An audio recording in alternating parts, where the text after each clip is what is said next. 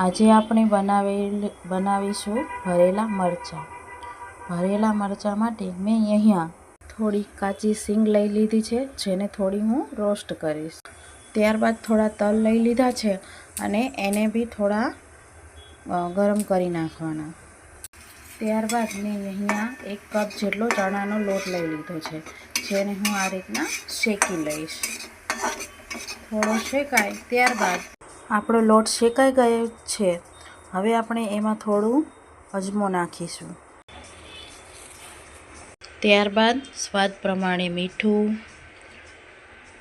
થોડું લાલ મરચું, થોડું જીરું અને થોડી હળદર.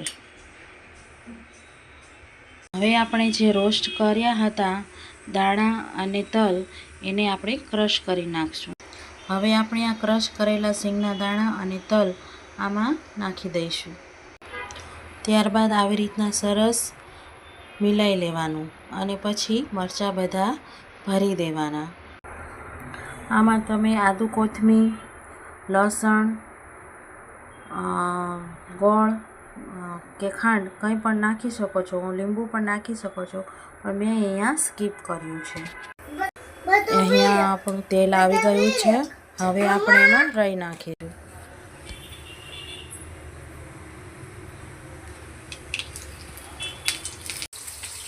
આપણે અહીંયા આપણા મરચાં નાખી દીધા છે. આપણા મરચાં અહીં રેડી છે.